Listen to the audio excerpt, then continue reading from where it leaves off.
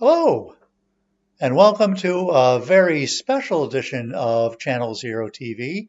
Channel Zero at 25 with John and John. I'm John, And I'm John. and today we're going to be celebrating something different. We're going to be celebrating not the work of a film artist, but the fact that Channel Zero is 25 years old. John, want to fill folks in on what we were planning to do this year and how Channel Zero came about? Sure. Well, originally, this is our 25th year as a film and video franchise here in metropolitan Boston. And originally this year, we were going to have three events. We managed to only do one of them before COVID, of course, shut us completely down. We had a screening of Roberto Rossellini's docudrama Socrates back in January of 2020. But of course, COVID came in and shut us down. We were also planning something called Festival Weekend with Friday night and Saturday night screenings in the screening room of the Somerville Theater with a reception and a revival of the Bad Poets Society, a reading of the world's worst verse. But of course, COVID, as I said before, shut all this down. Yeah, but also gave birth to Channel Zero TV, which we've actually done 25 episodes since the start of the pandemic. So that's not so bad. But I would say it's not quite the same as our other programs. Just reminiscing. I mean, in 20 over the last 25 years, we have done well over 50 shows at different venues, all over Boston. Most recently, the Somerville Theater, where we've been for 10 years, but also the Coolidge Corner Theater, some art studios, going back to where the program started at a coffee shop in Central Square, long gone, called the Liberty Cafe. John, do you remember the shows back then? Those were put together using a pair of VCRs, if I recall.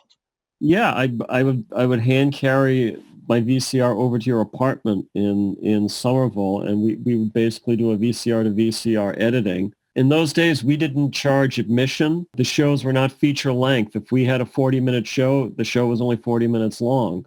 Things like that. It was extremely haphazard and casual in every possible way. And the nice thing about the Liberty Cafe was they would rent a big screen television, this behemoth, and how they got it down, because it was a basement cafe, how they got it down onto their stage, I'll never know. But that thing was always waiting for us on show nights. I mean, they were very enthusiastic backers of us. Oh, and we got great audiences. And I mean, a lot of the shows back then were sort of compilations.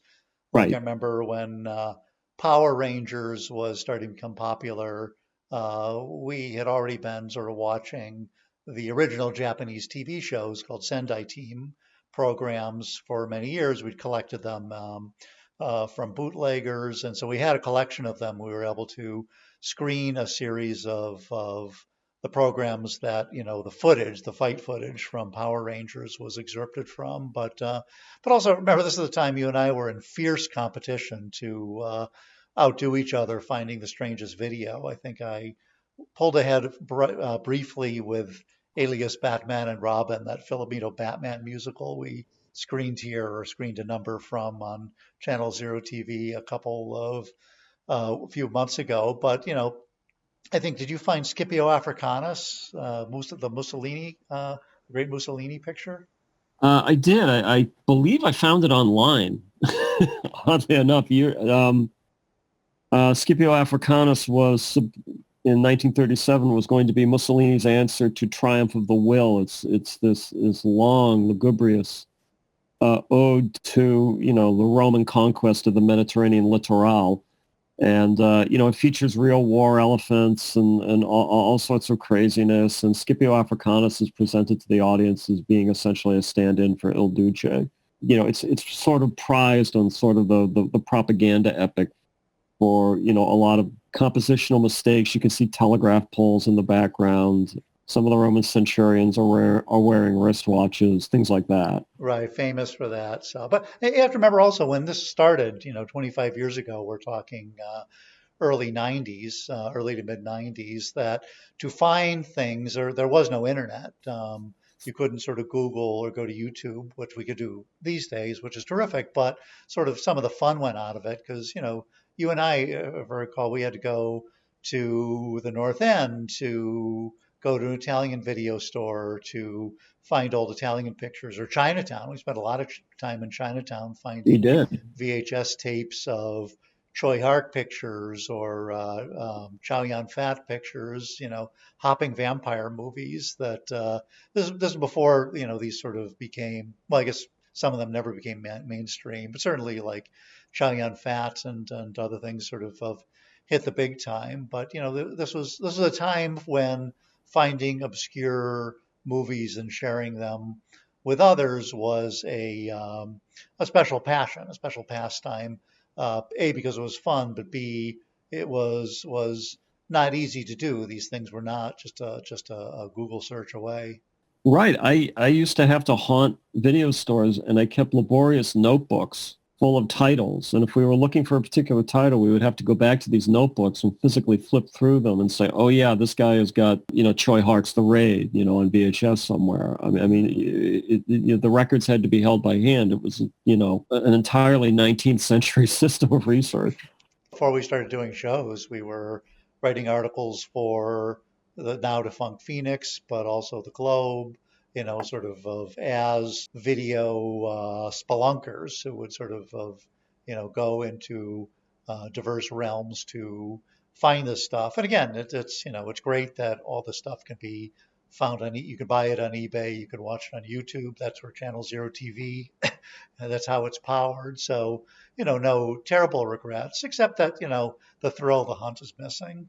Yeah, the thrill of the hunt has certainly changed. I mean, it's not the same when I'm just sitting behind my laptop and pumping titles into Tubi TV or Amazon Prime. You should also mention these programs were diverse. It wasn't just sort of compiling things. We did show feature films. We did have special events, especially when we weren't charging. We could sort of do what we want. And I just want to kind of make note of one of my favorite events, and John, you could chime in on one of yours, but one of my favorites was we screened Shock Treatment at the Liberty on July 25th. This would have been 1997. And if you haven't seen it, very few people kind of have seen the sequel to the Rocky Horror Picture Show, Shock Treatment, which John, you and I and some friends saw it on a midnight screening when it opened, and probably the same weekend it closed. But it's a pity. It's a terrific film.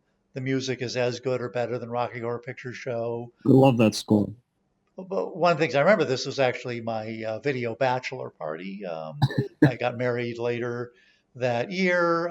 We were celebrating my impending nuptials by screening this picture, and I believe we were also celebrating the 100th anniversary of Jell-O for some reason.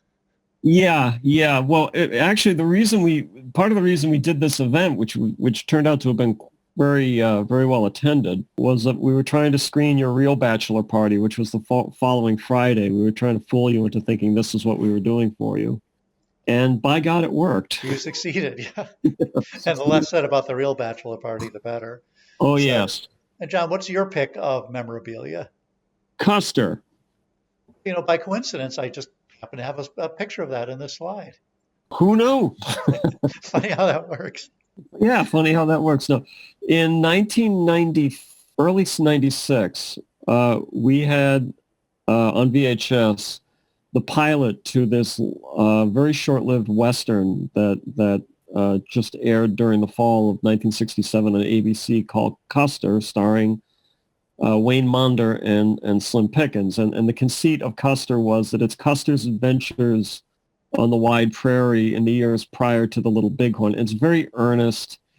It's sort of like, Star Trek on horseback, if Star Trek was sort of a misfire. And there was this whole sort of subtext about, counterinsurgency. Now, the show is livened up by the fact that, like, Slim Pickens is Custer's sidekick, and he's always, eminently watchable. But the show itself is sort of very much an oddity.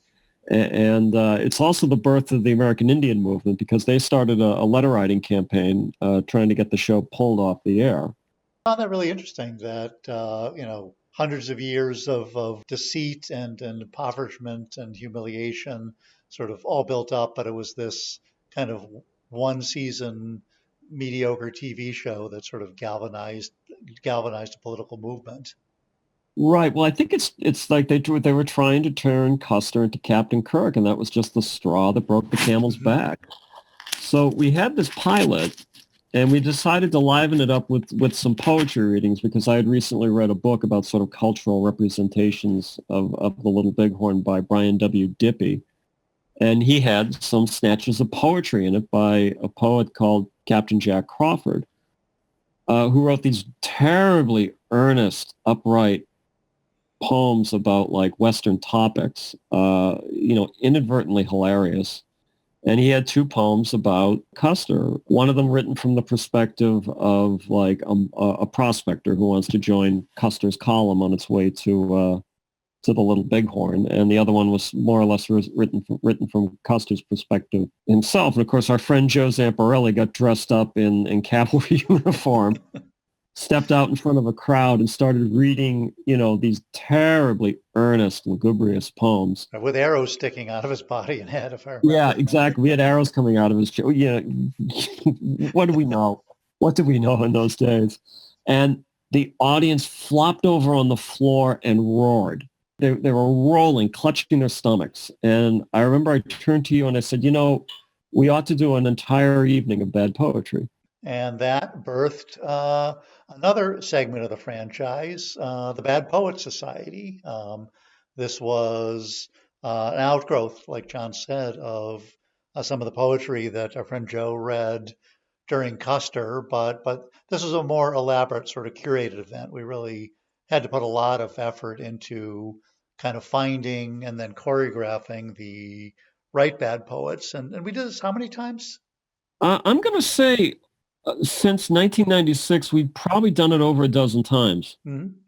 The main problem with bad poets, and this is pre-internet, was that the research took 6 months. At one point, I remember back in 2000, I was taking the Acela down to Washington, D.C. to go to the Library of Congress to spend 2 days there pulling these books that literally hadn't been checked out in 50 years. Mhm. These very weird like magazine poets or syndicated poets or things like that. And we would take literally a file folder over 2 inches thick, and we had to get it down to about 40 poems because 40 poems is about an hour and 15 minutes. Because I remember your idea was they can't be in their seats for more than an hour and 15 minutes. You can't subject them to like 90 minutes of bad poetry. They just won't stay there for it. And I think you were right. So it was, after that, we had to get them into a particular order and grouped a certain way and then handed to Joe Zamparelli, our director, who is now casting the Bad Poets Society, and he would then have to recruit readers. For those, because we haven't done it in years, unfortunately, we weren't able to do it this year, but we will, once Hopefully. the coast is clear. But, these are big events. This was, you could see even from these couple of posters, right? When we started, it was the Liberty. We had a good crowd. It was, Joe and his readers, and it was sort of, all good fun. But over time, we got celebrity readers, Jimmy Tingle, for those of you outside of the region, well-known Boston-based comic, Charles Laguadera, probably one of the most well-known radio DJs of the time. We pulled crowds in. There was, of certainly like three figures of people, standing room only groups who really wanted to hear bad poetry. They really were interested in the concept of bad poetry. Yeah, it just grew like topsy. We of the dozen or so times we've done it. I mean, we've never not had like a big crowd. Well, one of the ones I remember most was we did it in 2001, right after 9/11. I Right. mean, not the next day, but within the next few weeks, and it wasn't clear, should we do this? We decided, let's do it. Will anybody show up? People showed up. Joe showed up from a memorial event, and people got there and they roared. It sort of broke. It's kind of like, the way, people had to wait to laugh again. But boy, people laughed again at this event. It was very, it was very meaningful. I felt really sort of that we did something that kind of helped people over a difficult time. that was a cathartic evening. That was an absolutely cathartic evening, and the catharsis came in the form of laughter. And the irony is, the reason it went off at all was because we couldn't get the fee back from the venue. They said we could cancel, but they wouldn't refund our money. So we said, all right, well, we're going to turn the lights on and go for it. And they just showed up. They just showed up. The room was packed. They were primed for it. Which would also highlight another part about like Channel Zero legacy is this has always been a nickel and dime operation. Oh God, yes. I think we've never quite done the math, but I think if we sort of do all the math over the last 25 years, we've probably, you know, lost a couple $100 total. So we're not doing this for the money, but Yeah. we're doing this for the laughs. And speaking of, why don't we just for old time's sake, we want to read to you a couple of of the poems that we've done more than once at shows because they were such big hits. Do you want to start, John, or should I? I guess I'll go first. I am reading an address to the Reverend George Gilfillan by the Knight of the Burmese White Elephant, William McGonagall, who is held over in England to be the worst poet in the English language. McGonagall grew up in Dundee in Scotland. He was a weaver. The weaving trade, vanished with the coming of industrialization. And McGonagall, despite having almost no education, rebranded himself as an actor and a poet. He started writing poetry when he was 21 years old, and he would give readings in pubs or really almost anywhere he could, and just collect, a shilling here, a shilling there. And the poems are all terrible beyond belief. They're not inadvertently funny. They're not inadvertently hilarious. They're inadvertently uproarious. The man has a terrible sense of syntax, prosody, all of it. He is the total package. This is an address to the Reverend George Gilfillan by William McGonagall. Brace yourselves. All hail to the Reverend George Gilfillan of Dundee. He is the greatest preacher I did ever hear or see. He is a man of genius bright, and in him his congregation does delight, because they find him to be honest and plain, affable in temper, and seldom known to complain. He preaches in a plain, straightforward way, and the people flock to hear him night and day, and hundreds from the doors are often turned away, because he is the greatest preacher of the present day. He has written the life of Sir Walter Scott, and while he lives, he will never be forgot, nor when he is dead, because by his admirers it will often read, and fill their minds with wonder and delight, and while away the tedious hours on a cold winter's night. He has also written about the bards of the Bible, which occupied nearly 3 years, in which he was not idle, because when he sits down to write, he does it with might and main, and to get an interview with him, it would be almost vain, and in that he is always right. For the Bible tells us, whatever your hands findeth to do it with all your might. Reverend George Gilfillan of Dundee, I must conclude my muse, and write in praise of thee my pen does not refuse, nor does it give me pain to tell the world fearlessly that when you are dead, they shall not look upon your like again. That was appalling. Excruciating its day and has not gotten better since. The wonderful thing about McGonagall is he's a blooded bad poet. This is the first poem he ever wrote. He gets no better over the course of the rest of his life. He was 19th century or early 20th century? He was 19th century. I think he died in 1903, but he made a living giving readings somehow. I think people realized the poetry was terrible. So, I mean, they were literally paying him and probably laughing uproariously at this stuff. Well, it's funny. I remember a lot of our stuff. I mean, we'd find some contemporary stuff and occasionally, things written by students. But really, this was by people who fancy themselves poets, and much like a lot of the filmmakers we like, they're passions far exceeded their talents. But it was interesting how some of the 19th century poets, like the one I'm going to read, is from James McIntyre, who I believe was a Canadian poet who worked in a number of trades, but eventually got very interested, one would say obsessed, with writing poets about cheese, including this one. Let me read to you Ode to a 10-ton cheese, which I believe is commemorating a real event involving a 10-ton cheese. Who hath prophetic visions sees in future times a 10-ton cheese. Several companies could join to furnish curd for great combine, more honor far than making gun of mighty size and many a ton.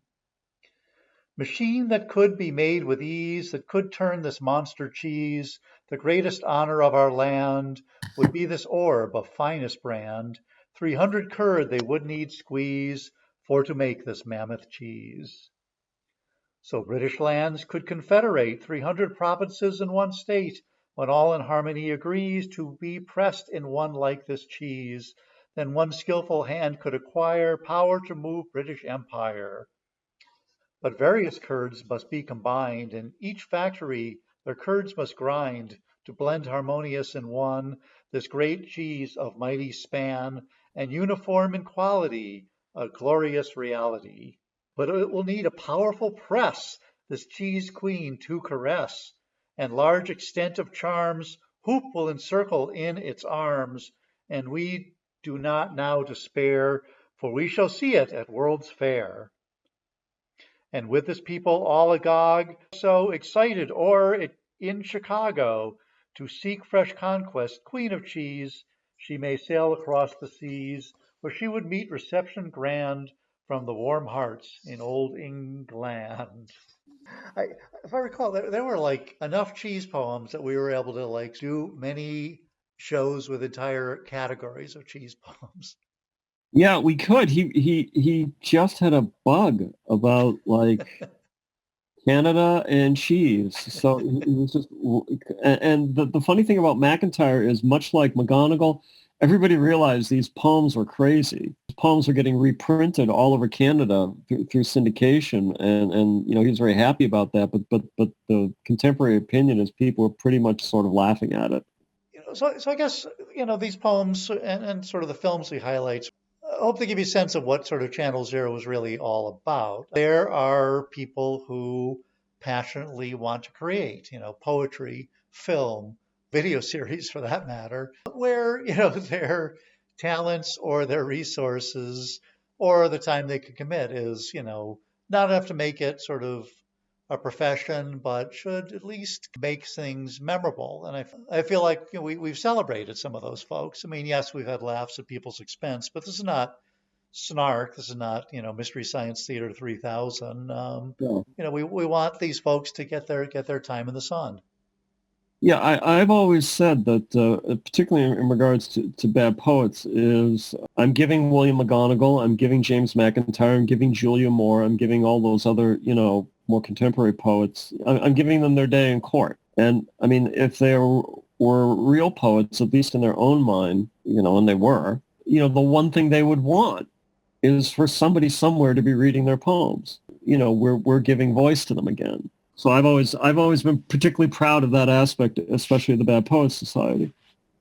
And I think more in film where, we really never did screen something to make fun of it. We showed some pretty bad pictures or pictures with tremendous shortcomings, but when would a Filipino Batman musical get screened, right? I mean, in a way, it was sort of excruciating watching all 12 hours of it, but it was, exposing people to some things going on in different parts of the world in, different times in history by artists they may not have been familiar with. And especially in this sort of age of commoditized art when we're all sort of told what we're supposed to like and what we're supposed to roll our eyes at. I take my hats off to, those people who have been creating, whether or not they had the talent to pull it off. And I feel like that this has been our job to expose people to things maybe that we grew up with or our parents or grandparents grew up with, just to, let them know there's some there out there.